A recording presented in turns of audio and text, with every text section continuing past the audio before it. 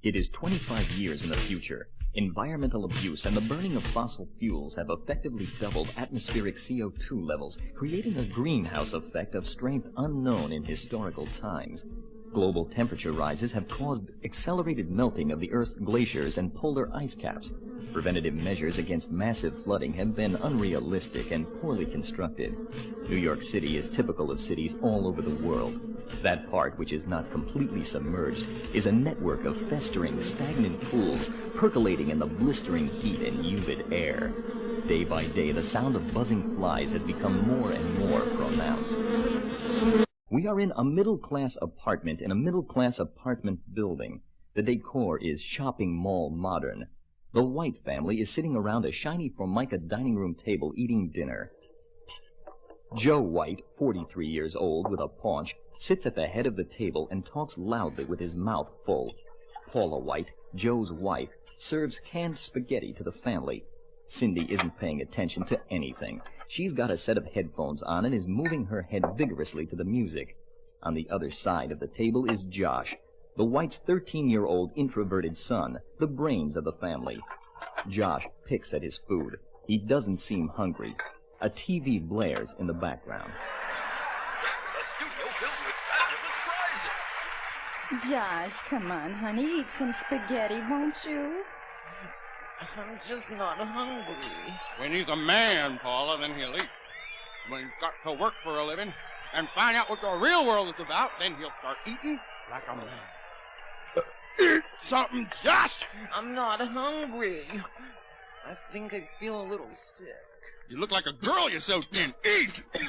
Oh, Joe, come on. Josh coughs loudly several times. Hey, would everyone shut the fuck up? I want to hear this. Joe turns the TV up.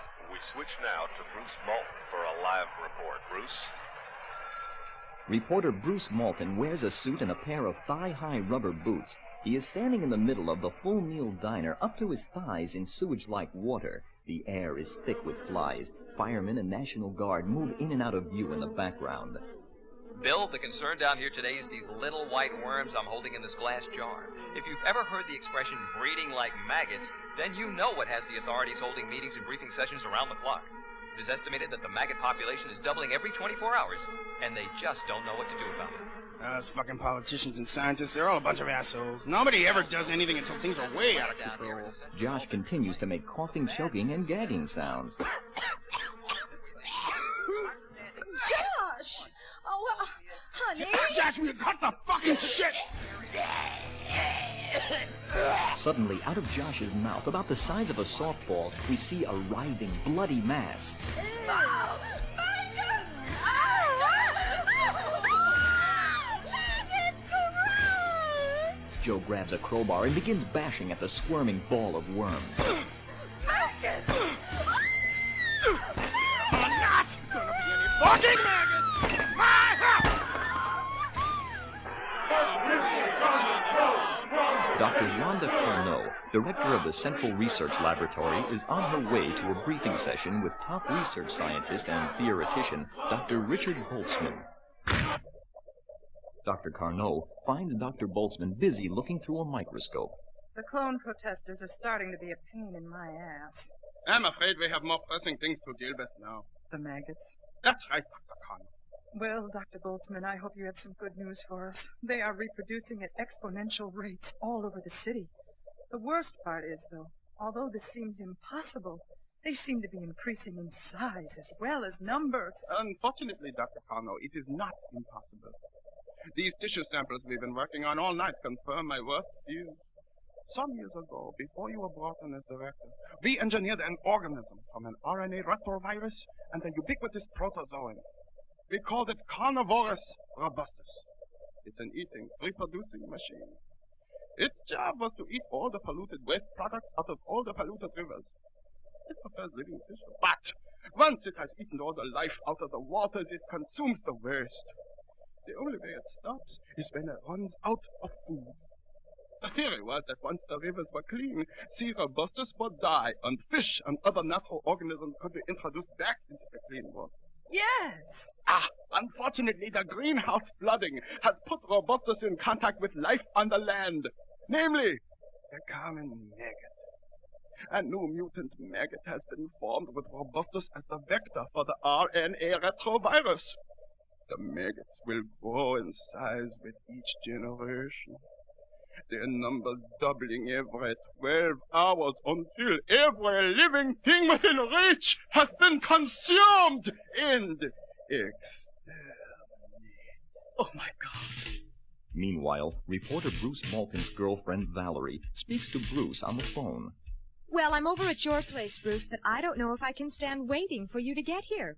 Sweetheart. I can't wait to see you either. I'm so horny, Bruce. I can't stand it. I'm gonna be there soon, Val, but please make sure all the windows are all shut tight. These maggots are turning up everywhere. Don't worry, Bruce. I can take care of myself. I'm just going to slip out of my clothes, go into your bedroom, and crawl into bed, and wait until you get here. Ciao, babe. Ciao, Bruce. We see that Valerie wears no bra as she pulls off her t-shirt, exposing her ample breasts. She slips out of her skin-tight jeans and her cotton panties at one time, and we can see her firm, creamy white buttocks sway from side to side as she walks towards the bedroom. What we also see, and what Valerie does not see, is that under the bed are 3 large, slimy maggots moving across the floor. These maggots are larger than any that we've seen so far. They are each the size of a large knockwurst. Joe and Paula White have taken Josh over to the local emergency medical center, where he is on the critical list. Meanwhile, Cindy White and her boyfriend Lance are alone in the Whites' apartment. Lance is trying to get it on with Cindy. Lance, come on, put it away. That's gross. Oh, come on, Cindy, before your father gets back. That's what I mean, Lance. My brother may be dead. The maggots are everywhere. I don't know if I should. Well, look at it this way, Cindy. If this is the end of civilization, then we should make the most of it, right? And if it isn't the end of civilization, then, well, it doesn't matter. So we should do it anyway. Oh. Cindy sees the logic in Lance's argument, and they begin to get it on the family couch. Meanwhile, Valerie is in Bruce's bedroom, fooling with the TV, finally making her selection. Valerie steps backwards a few steps towards the bed, her attention still fixed on the tube. Still looking forward, she reaches behind her and pulls down the covers. She does not see what we see. The bed is crawling with maggots. These are the large, knockwurst-sized maggots. Their bodies glisten with a mucus-like slime. Several fall out of the bed and onto the floor. Valerie continues to step backward in her bare feet. She steps directly on one of the maggots. Its bloody insides spew all over the carpet, and in a split-second reflex, Valerie jumps backwards, landing rear first onto the bed. She lands right on top of the squirming maggots. The more she tries to get up, the more she slips on the slimy, wet creatures. They are all over her body. What's coming, baby?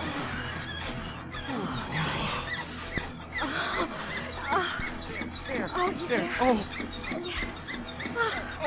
Oh. Yes. Oh.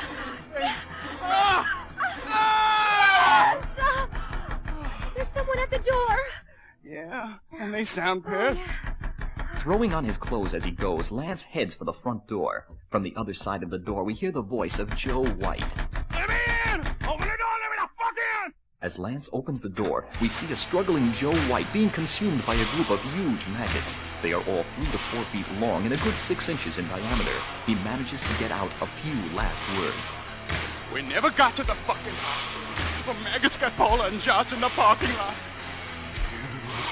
You're fucking my 16-year-old daughter while I'm being eaten alive out in the fucking hole! Well, you see, It is too late for Lance to make excuses as Joe is being quickly consumed with apparent relish by the giant white worms. It is also too late for Lance, because just as these words leave his mouth, 2 of the huge slimy maggots pull him to the ground.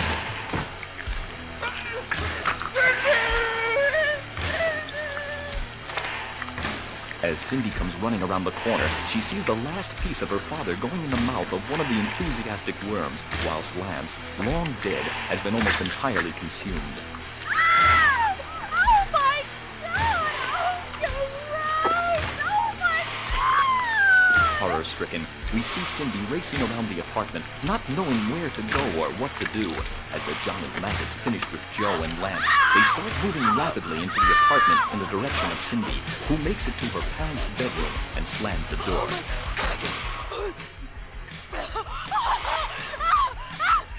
Meanwhile, at Bruce Malton's apartment, we see the slimy, mucus-covered worms all over Valerie's writhing body. The maggots are eating her alive. Her screams give way as she loses consciousness. Our attention focuses on the report coming over the TV in the background. And so the situation has gotten totally out of control. Tens of thousands have already left the city, and authorities are imposing a mandatory evacuation on all remaining civilians.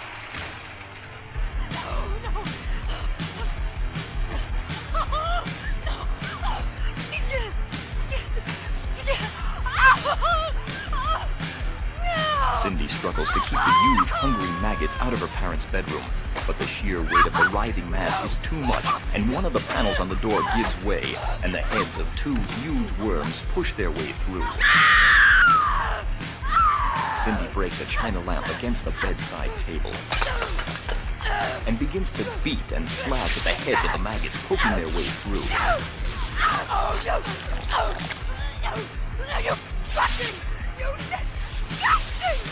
You fucking, The blood is spewing all over Cindy as she continues to slash at the oncoming worms. But just as she seems to have decapitated one, another springs up in its place.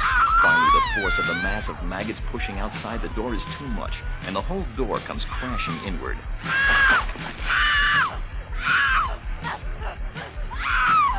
As the maggots come squirming forward at a rapid pace, Cindy, looking frantically around, screaming, grabs a chair and smashes out the bedroom window.